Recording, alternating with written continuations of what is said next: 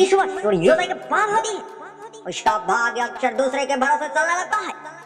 लेकिन जो ब्रह्म मुहूर्त में उठकर अपने मन, शरीर और आत्मा को जागृत करता है, वो धीरे धीरे अपने भाग्य का निर्माता बन जाता है।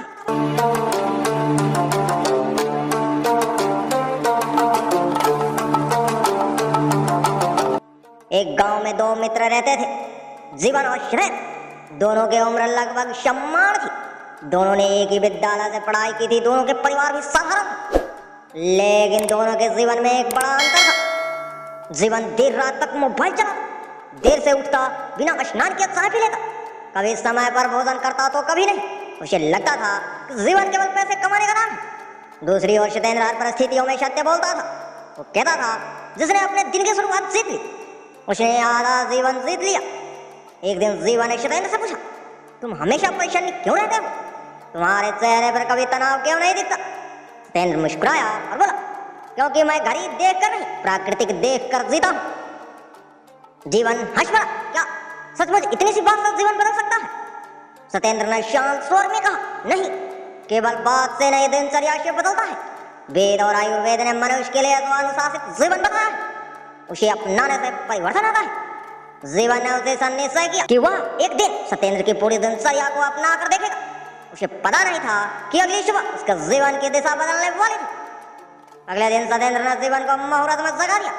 चारों ओर शांति थी, पक्षियों की पहली आवाज भी अभी शुरू नहीं हुई। जीवन ने उन्हीं आंखों से पूछा, इतनी सुबह उठने की क्या आवश्यकता है? सत्येंद्र ने कहा, परंपरागत भारतीय ग्रंथों में मुहूर्त, ब्रह्म मुहूर्त को अध्ययन, ध्यान और आत्मचिंतन के लिए श्रेष्ठ समय माना गया है।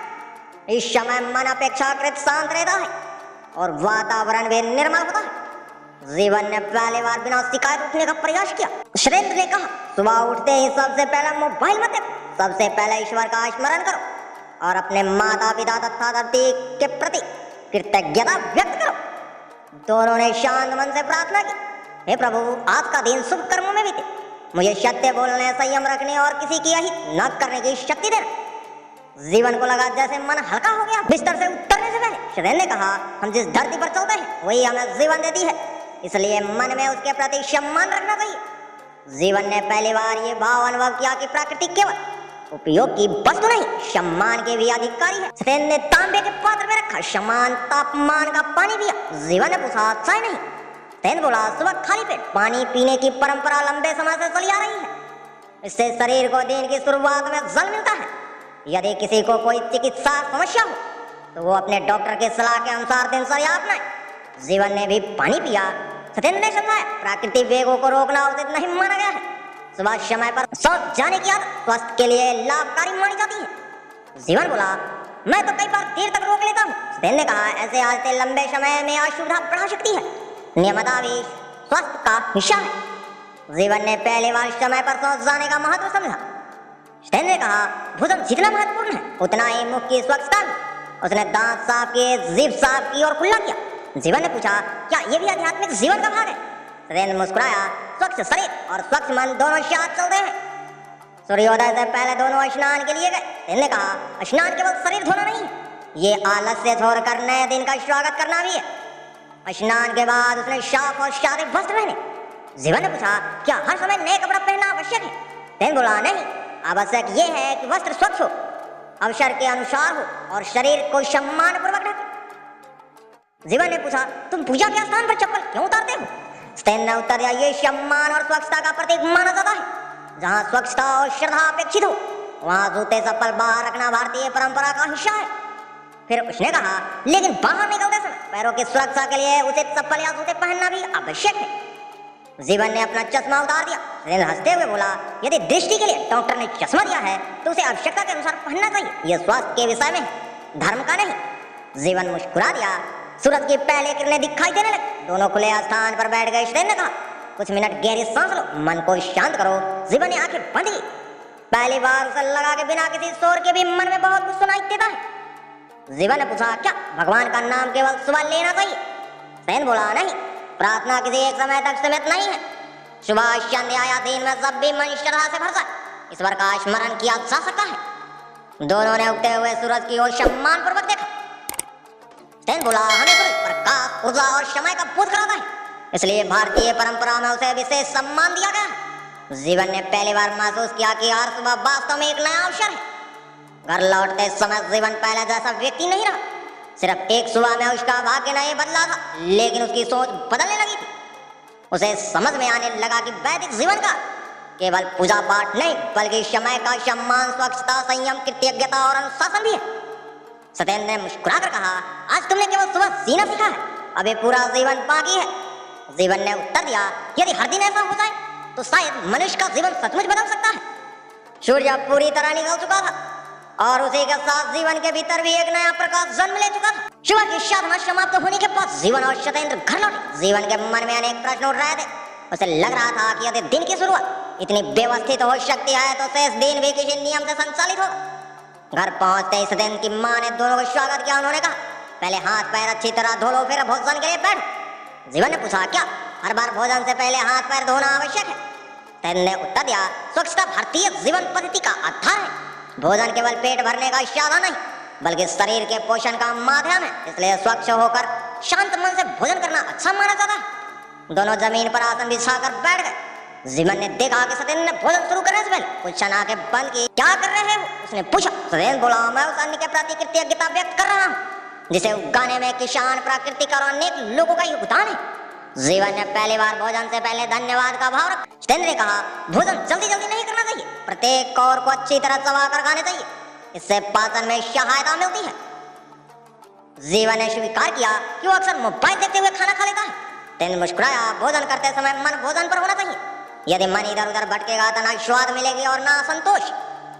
जीवन ने पूछा, क्या वैदिक जीवन में भी कोई विशेष भोजन बताया गया है? सत्येंद्र ने उत्तर दिया, भारतीय परंपरा में ताजा, स्वच्छ और संतुलित भोजन को महत्व दिया गया है। मौसम के अनुसार फल, सब्जियां, दालें, अनाज और उचित मात्रा में भोजन करना स्वास्थ्य के लिए लाभकारी माना जाता है। उसने आगे कहा, बासी, अत्याधिक तैलीय या आवश्यकता से अधिक भोजन करने से बचना चाहिए। जीवन ने पहली बार समझा कि भोजन केवल स्वाद नहीं, स्वास्थ्य भी है। भोजन समाप्त होने पर सत्येंद्र तुरंत बिस्तर पर नहीं गया। वो कुछ देर धीरे धीरे आंगन में टहलने लगा। जीवन ने पूछा, आराम नहीं करोगे? सत्येंद्र ने कहा, भोजन के तुरंत बाद गहरी नींद में जाना उचित नहीं माना जाता, थोड़ा चलने से शरीर सक्रिय रहता। कुछ देर बाद दोनों खेत की ओर जाने लगे। जीवन ने चमकीले लेकिन असुविधाजनक कपड़े पहन लिए। सत्येंद्र ने कहा, बस ऐसे होने चाहिए जो स्वच्छ, आरामदायक और अवसर के अनुरूप हो। शादी कभी छोटी नहीं होती। जीवन ने महसूस किया कि सादा पहनावा भी व्यक्तित्व को गरिमा देता है। रास्ते में कंकर पत्थर थे। जीवन नंगे पैर चलने लगा। सत्येंद्र ने उसे रोका। जहाँ पैरों की चोट लगने की संभावना हो वहाँ उचित चप्पल या जूते पहनना बुद्धिमानी है। मंदिर पहुंचने पर दोनों ने बाहर चप्पल उतार दी। जीवन ने पूछा, अब क्यों उतार दी? सत्येंद्र बोला, स्वच्छ और पूजनीय स्थानों में जूते चप्पल बाहर रखना सम्मान की परंपरा है। रास्ते में कुछ लोग किसी तीसरे व्यक्ति की बुराई कर रहे थे। जीवन भी कुछ पल बोलने लगा। सत्येंद्र ने धीरे से उसका हाथ पकड़ लिया। हर सत्य हर समय बोलना आवश्यक नहीं होता। यदि किसी को अनुपस्थिति में उसकी निंदा हो रही हो, या तो विषय बदलो या मौन रहो। जीवन चुप हो गया। उसे पहली बार समझ आया कि मौन भी एक शक्ति है। सत्येंद्र ने कहा, जब मन करो से भरा हो तब शब्द पर नियंत्रण रखना चाहिए। क्रोध में निकले शब्द वर्षों तक घाव दे सकते हैं। जीवन को याद आया कि उसने गुस्से में अपने माता पिता को कठोर बातें कह दी थी। उसका सर झुक गया। रास्ते में बच्चों को खेलते देखकर सत्येंद्र मुस्कुरा उड़ा। जीवन ने पूछा, क्या हर समय गंभीर रहना चाहिए? सत्येंद्र हंसा, नहीं, प्रसन्न रहना भी जीवन का धर्म है, लेकिन किसी की कमजोरी या दुख पर हंसना अनुचित है।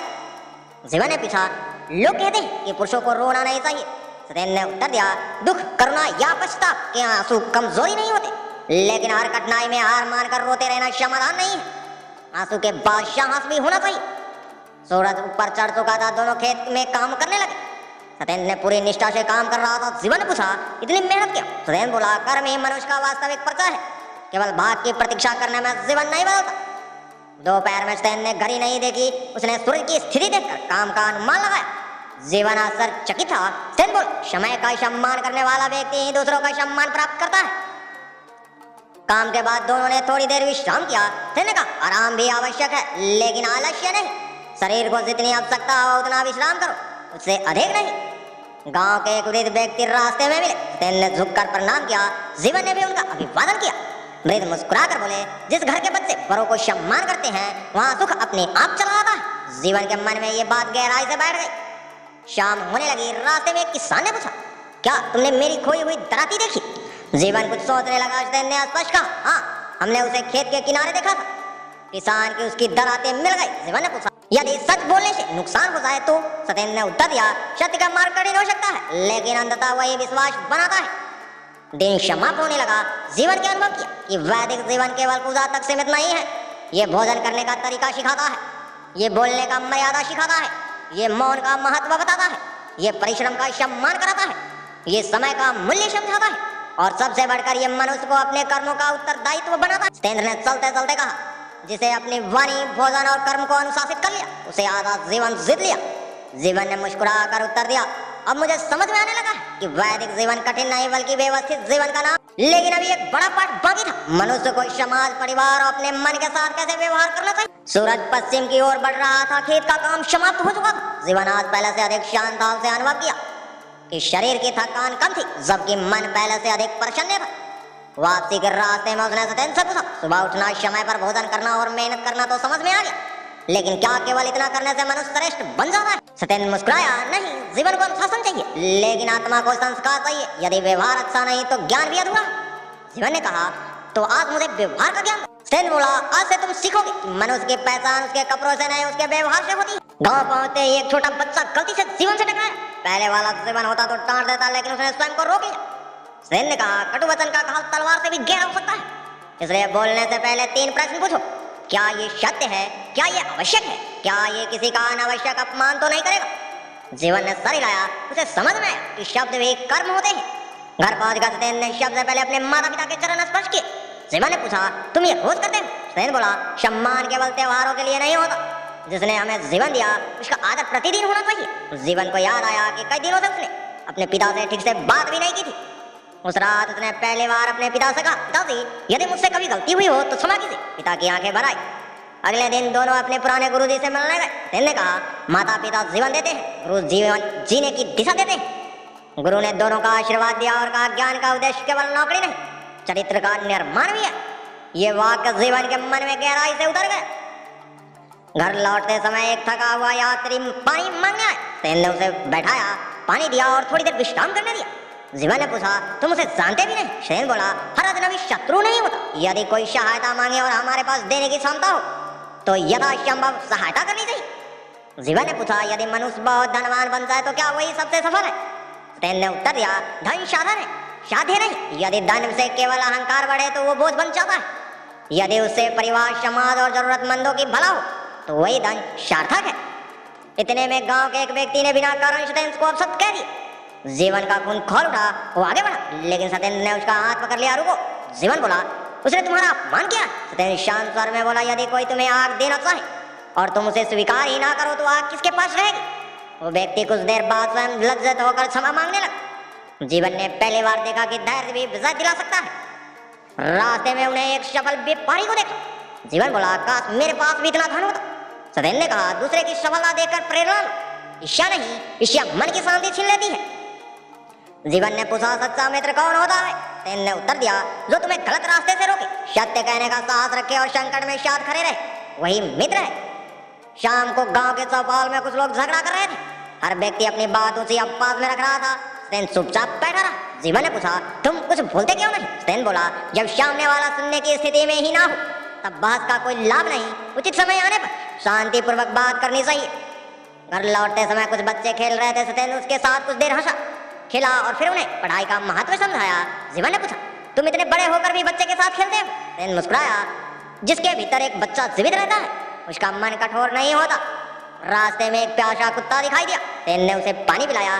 जीवन ने पूछा, क्या ये भी धर्म है? सत्येंद्र बोला, करुणा केवल मनुष्यों के लिए नहीं हो, जो प्राणी पीड़ा समझता है वो दया का अधिकारी है। रात में परिवार एक साथ बैठा था। सबने दिन भर की बातें की, हंसी मजाक हुआ। सत्येंद्र ने कहा, परिवार के साथ मुस्कुराने का समय निकालना भी जीवन का हिस्सा है। जीवन को लगा कि वर्षों बाद उसने बिना किसी तनाव के खुलकर हंसा। उसी रात गांव में एक वृद्ध का निधन का समाचार मिला। सत्येंद्र वहां पहुंचा। उसने शोकाकुल परिवार को सांत्वना दी। वापस लौटते समय जीवन ने पूछा, क्या मृत्यु पर रोना गलत है? सत्येंद्र बोला, शोक स्वाभाविक है, लेकिन जीवन का सत्य भी है कि जो जन्म लेता है वो एक दिन इस संसार से विदा भी होता है, इसलिए दुख के साथ धैर्य भी आवश्यक है। रात गहराने लगी। जीवन ने पूछा, मनुष्य का सबसे बड़ा शत्रु कौन है? सत्येंद्र ने उत्तर दिया, उसका अनियंत्रित मन। यदि मन पर नियंत्रण हो जाए तो आदि समस्या समाप्त हो जाती। उस दिन जीवन देर तक सोचता रहा। उसे समझ में आया कि वैदिक जीवन केवल समय पर उठने या भोजन करने का नाम नहीं, ये सिखाता है माता पिता का सम्मान, गुरु के प्रति श्रद्धा, सत्य बोल, क्रोध पर नियंत्रण, ईर्ष्या से दूरी, करुणा, सेवा और आत्मसंयम, मधुर वाणी और विनम्र व्यवहार। सत्येंद्र ने रात को कहा, जिसने अपने मन को जीत लिया वही सबसे बड़ा विजेता है। जीवन ने उत्तर दिया, आज मुझे पहली बार महसूस हुआ कि मनुष्य की असली पहचान उसके धन, कपड़ों या पद से नहीं बल्कि उसके चरित्र से होती है। संध्या का समय था, सूरज धीरे धीरे क्षितिज के पीछे उतर रहा था। खेतों से लौटते पक्षियों का कलेवर वातावरण को मधुर बना रहा था। जीवन और सत्येंद्र गांव के बाहर पीपल के वृक्ष के नीचे बैठ पूरे दिन की भाग दौड़ के बाद भी सत्येंद्र के चेहरे पर थकान नहीं बल्कि संतोष दिखाई दे रहा था। जीवन ने आश्चर्य से पूछा, सत्येंद्र, मैं पूरे दिन तुम्हारे साथ रहा, तुमने मेहनत भी की, लोगों की मदद भी की, समय पर भोजन भी किया, किसी को कटु वचन नहीं बोला, फिर वे तुम थके हुए क्यों नहीं लगते? सत्येंद्र मुस्कुराया, क्योंकि थकान केवल शरीर की नहीं होती, मन की भी होती है। यदि मन शांत हो तो शरीर जल्दी विश्राम पा लेता है। जीवन बोला, तो क्या संध्या का भी कोई विशेष महत्व है? सत्येंद्र ने उत्तर दिया, जिस प्रकार सूर्योदय ना आरंभ है उसी प्रकार सूर्यास्त आत्मचिंतन का समय है। दिन भर हमने क्या किया, क्या सीखा, कहाँ गलती हुई, ये सोचने का समय भी आवश्यक है। दोनों घर पहुंचने से पहले नदी किनारे कुछ देर शांत बैठे। सत्येंद्र ने कहा, दिन भर मन की बाहर की दुनिया में रहता है, संध्या का समय मन को भीतर लौटने का अवसर देता। जीवन ने आगे बंद की, उसे पहली बार अपने दिन भर का व्यवहार याद आने लगा। कहा उसने अच्छा किया, कहा वो और बेहतर कर सकता था। घर पहुंचकर सत्येंद्र ने दीपक जलाया। पूरा परिवार कुछ मिनटों के लिए एक साथ बैठा और किसी ने ऊंची बात नहीं की, किसी के हाथ में मोबाइल नहीं था। सत्येंद्र ने कहा, ईश्वर का स्मरण केवल मांगने के लिए नहीं होता, धन्यवाद देने के लिए भी होना चाहिए। जीवन ने अनुभव किया कि कुछ मिनट की शांति पूरे दिन की बेचैनी को कम कर सकती है। प्रार्थना के बाद सभी एक साथ बैठकर बातचीत करने लगे। सत्येंद्र की मां ने पूछा, आज खेत का काम कैसा रहा? पिता ने दिन भर की बातें साझा। जीवन चुपचाप ये दृश्य देख रहा था। उसने कहा, हमारे घर में तो अपने अपने मोबाइल में लगे रहते हैं। सत्येंद्र ने उत्तर दिया, परिवार केवल एक घर में रहने का नाम नहीं बल्कि एक दूसरों को समय देने का नाम भी है। कुछ देर बाद भोजन परोसा गया। सत्येंद्र ने कहा, रात्रि का भोजन हल्का और संतुलित होना अच्छा माना जाता, बहुत अधिक भोजन करके तुरंत सो जाना उचित नहीं। जीवन ने आज पहली बार आवश्यकता भरी भोजन किया। उसने महसूस किया कि पेट भर जाने के बाद भी आदत के कारण अधिक खाना ठीक नहीं। भोजन समाप्त होने पर दोनों थोड़ी देर आंगन में टहलने लगे। हल्की हवा चल रही थी। सत्येंद्र, भोजन के तुरंत बाद लेटने के बजाय कुछ देर चलना शरीर के लिए अच्छा माना जाता है। जीवन ने कहा, आज पूरा दिन हर काम का एक समय और एक तरीका था। सत्येंद्र मुस्कुराया, यही तो अनुशासन है। जीवन ने पूछा, क्या रात केवल सोने के लिए होती है? सत्येंद्र ने उत्तर दिया, रात विश्राम के लिए ही है। देर रात तक अनावश्यक जागना, बिना कारण विवाद करना या मन को उत्तेजित करने वाली आदतें में डूबे रहना अगले दिन की ऊर्जा को प्रभावित कर सकता है। रात गहरा आ चुकी थी। सत्येंद्र ने दीपक के सामने बैठकर कुछ मिनट आंखें बंद की। जीवन ने पूछा, अब क्या कर रहे हैं? सत्येंद्र बोला, मैं अपने दिन का हिसाब कर रहा हूँ। कैसा हिसाब? आज मैंने किसका भला किया, किससे कठोर शब्द कहे, क्या कोई गलती हुई? यदि हुई तो कल उसे सुधारूंगा। जीवन को लगा कि यही वास्तविक आत्म परीक्षण है। सत्येंद्र ने कहा, सोने से पहले मन में किसी के प्रति द्वेष नहीं रखना चाहिए। जीवन ने पूछा, यदि किसी ने बहुत बड़ा अन्याय किया हो? सत्येंद्र ने उत्तर दिया, अन्याय का उचित प्रतिकार कानून और धर्म के अनुसार होना चाहिए, लेकिन मन में लगातार घृणा पालने से अधिक हानि स्वयं को होती है। जीवन ने देखा कि सत्येंद्र ने अपना कमरा साफ किया, बिस्तर व्यवस्थित किया, फिर हाथ पैर धोकर सोने की तैयारी की। सत्येंद्र बोला, स्वच्छता वातावरण की मन को शांति देता है। जीवन ने पूछा, तो सोने के उचित समय क्या है? सत्येंद्र ने उत्तर दिया, ऐसा समय चुनना अच्छा है जिससे पर्याप्त और नियमित नींद मिल सके तथा अगली सुबह समय पर उठना संभव हो। सोने से पहले जीवन ने पूछा, दिन भर तुमने कई बातें बताई, एक बात और बताओ, चश्मा, जूते और वस्त्र का क्या नियम है? सत्येंद्र मुस्कुराया, इनका उद्देश्य सुविधा और स्वास्थ्य है। जहाँ आवश्यकता हो वहाँ चश्मा पहनना चाहिए। बाहर निकलते समय पैरों की सुरक्षा के लिए उचित जूते या चप्पल पहनना चाहिए। घर, पूजा स्थल या स्वच्छ स्थानों में स्थानीय परंपरा और स्वच्छता का ध्यान रखना चाहिए। सोने से पहले सत्येंद्र ने अगले दिन के कार्य लिखे। जीवन ने पूछा, ये क्यों? सत्येंद्र बोला, जो व्यक्ति रात में अगले दिन की योजना बना लेता है उसकी सुबह अधिक स्पष्ट होती है। उस रात जीवन को लंबे समय बाद गहरी नींद आई। सुबह अलार्म बजने से पहले उसकी आंख खुल गई। वो मुस्कुराया, अब उसे किसी ने जगाया नहीं था, उसके भीतर अनुशासन जाग चुका था। सत्येंद्र ने कहा, जब आदत बदल जाती है तब जीवन बदलना शुरू हो जाता है। जीवन ने उत्तर दिया, अब मैं समझ गया हूँ कि वैदिक जीवन किसी बंधन का नाम नहीं बल्कि संतुलित और सजग जीवन जीने का कला है। लेकिन सत्येंद्र ने मुस्कुराकर कहा, अभी अंतिम अध्याय बाकी है, वहां तुम जानोगे कि इस पूरी दिनचर्या का वास्तविक उद्देश्य क्या है और मनुष्य अपना जीवन को वास्तव में सफल कैसे बनाता है। सूर्योदय की पहले किरणें धीरे से धरती पर उतर, जीवन की नई यात्रा अब अपने अंतिम और सबसे महत्वपूर्ण पड़ाव की ओर। सुबह की पहले किरणें धरती पर बिखर चुकी थी। आज जीवन पहले की तरह आलसी युवक नहीं था। ब्रह्म मुहूर्त में उसकी आंखें स्वयं खुल गए। उसने ईश्वर का स्मरण किया, जल पिया, स्वच्छता का ध्यान रखा, प्रार्थना की और मुस्कुराते हुए सत्येंद्र के घर पहुंच गया। सत्येंद्र उसे देखकर मुस्कुराया। लगता है आज मुझे तुझसे जगाने की आवश्यकता नहीं पड़ी। जीवन ने हंसते हुए कहा, अब मुझे समझ में आ गया है कि सुबह जल्दी उठना केवल एक आदत नहीं बल्कि पूरे दिन की दिशा तय करने वाला निर्णय है। दोनों गांव के बाहर उसी पीपल के वृक्ष के नीचे बैठ गए जहां कई दिनों पहले गंभीर बातचीत हुई थी। कुछ देर बाद मौन रहने के बाद जीवन ने पूछा, मैंने सुबह उठना, स्वच्छ रहना, समय पर भोजन करना, मधुर बोलना, क्रोध पर नियंत्रण रखना, माता पिता का सम्मान करना और समय पर सोना सीख लिया। लेकिन एक प्रश्न अभी भी बाकी है, क्या यही वैदिक जीवन का अंतिम लक्ष्य है? सत्येंद्र ने गंभीर स्वर में कहा, नहीं जीवन, ये सब साधन है, लक्ष्य नहीं। तो लक्ष्य क्या है? अपने शरीर, मन, बुद्धि और आचरण को इतना संतुलित बनाना कि तुम स्वयं के लिए, परिवार के लिए और समाज के लिए उपयोगी बन। जीवन ने पूछा, लोग धर्म को अलग अलग रूप में देखते हैं, वैदिक दृष्टि से धर्म क्या है? सत्येंद्र बोला, धर्म केवल बाहरी पहचान नहीं, सत्य करना, संयम, कर्तव्य और न्याय और सदाचार, ये भी धर्म के अंग है। जीवन ने महसूस किया कि धर्म केवल पूजा तक सीमित नहीं है, वो व्यवहार में भी दिखाई देता है। सत्येंद्र ने मिट्टी पर एक रेखा खींची और कहा, मनुष्य धन खोकर फिर पा सकता है, लेकिन बीता हुआ समय वापस नहीं आता। जीवन ने बोला, अब समझ में आया कि तुम हर कार्य समय पर क्यों करते हो। सत्येंद्र ने कहा, यह शरीर हमें अच्छे कर्म करने का अवसर देता है, इसलिए इसका ध्यान रखना भी एक जिम्मेदारी है। उसने समझाया, समय पर भोजन, नियमित श्रम, पर्याप्त विश्राम, स्वच्छता, संयम, इन सब का उद्देश्य केवल लंबी आयु नहीं बल्कि स्वस्थ और उपयोगी जीवन है। जीवन ने पूछा, मन को शांत कैसे रखा था? सत्येंद्र ने उत्तर दिया, दूसरे से तुलना करना कम करो, कृतज्ञता अधिक रखो, क्रोध कम करो, क्षमा अधिक करो, शिकायत कम करो, कर्म अधिक करो। जीवन को लगा जैसे उसके जीवन में अनेक प्रश्नों का उत्तर मिल गया। उसी समय गांव के एक वृद्ध व्यक्ति वहां, उन्होंने कहा, बेटा, गांव के तालाब की सफाई के लिए लोग इकट्ठा हो रहे हैं। सत्येंद्र तुरंत खड़ा हो गया, जीवन में उसके साथ चल पड़ा। काम करते समय सत्येंद्र बोला, जो केवल अपने घर की चिंता करता है वो अच्छा गृहस्थ हो सकता है, लेकिन जो पूरे समाज की चिंता करता है वही सच्चा नागरिक बनता है। तालाब की सफाई के बाद दोनों ने कुछ पौधे लगाए। जीवन ने पूछा, क्या पेड़ लगाना भी वैदिक जीवन का भाग है? सत्येंद्र ने कहा, प्राकृतिक से लेना नहीं, उसे लौटाना भी मनुष्य का कर्तव्य है। कुछ समय बाद जीवन ने काम की चर्चा दूर दूर तक होने लगी, लोग उसकी प्रशंसा करने लगे। जीवन ने सत्येंद्र से पूछा, यदि सफलता मिल जाए तो क्या करना चाहिए? सत्येंद्र मुस्कुराया, फल से लदा वृक्ष झुक जाता है, उसी प्रकार सच्ची सफलता मनुष्य को विनम्र बनाती है, अहंकारी नहीं। एक वर्ष बीत गया, अब जीवन वही व्यक्ति नहीं रहा जो देर तक सोता था, बिना सोच विचार के बोलता था और समय का महत्व नहीं समझा था। गांव के लोग अब उसे सलाह लेने आने लगे। एक युवक ने पूछा, भैया, आपका जीवन इतना कैसे बदल गया? जीवन मुस्कुराया, मैंने कोई चमत्कार नहीं किया, मैंने केवल अपनी दिनचर्या बदली।